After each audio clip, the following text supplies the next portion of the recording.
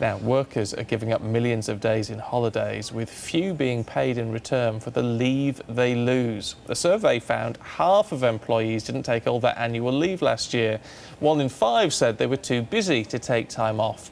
But what impact does all that have on our well-being? Let's talk to Neil Shah, Chief Executive of the Stress Management Society. Neil, good morning. Good morning, Stephen. Nice to see you. I'm feeling very chilled, always do every time you come on the sofa this morning. But what impact does it have if we don't take all the leave we're entitled to?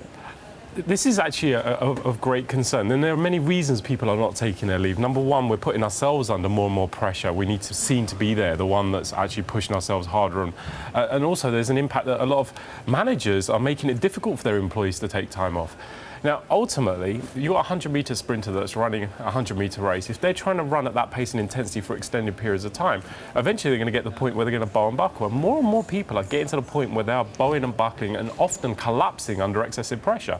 You know, in the worst instances, that could be a breakdown, it could be having a heart attack, or sadly, what we're seeing more and more is people taking their own lives because they're just not coping with the demands of everyday life. Work is one of them, but all of that pressure ends up on the same bridge, if you like. It's quite often the case, though, that people simply forget to take their leave because they're so busy, they're on the treadmill and they just can't get off and actually forget that they're due some time off. And that's a great point.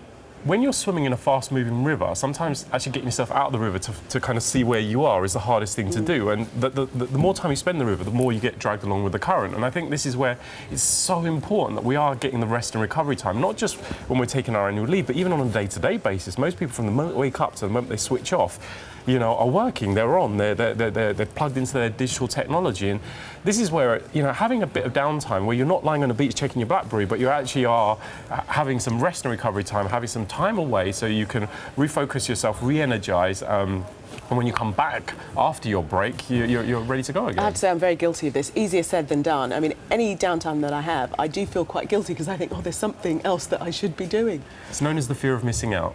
And many of us do experience that. You know, we wake up in the morning, and we did a study recently which has suggested 28% of people that from the first thing they do when they wake up in the morning is check their work emails in case they've missed something overnight.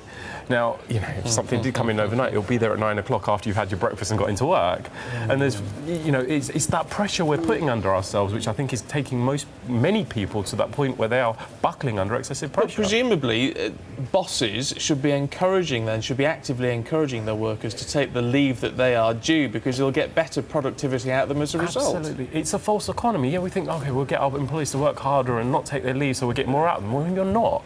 You know, it's the laws of diminishing return. They're working longer and longer, not taking their breaks. You're actually getting less out of them. Companies that maximise on well-being and create a culture of well-being are companies that tend to be commercially very successful. If we look at companies that, you know, for example, Iceland were the best place to work for in the UK, the best large company according to the polls. And this is a company that in 2007 went into administration. They focused on well-being and they turned that very quickly into commercial success.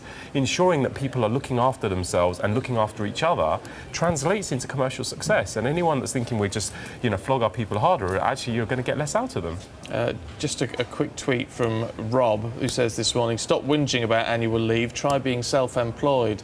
Actually, the people who are self-employed really have got an issue in terms of never being able to turn off. And that's a great point, because if you work for a company, you get your annual leave entitlement, that you have your 20 days off and you get paid for that.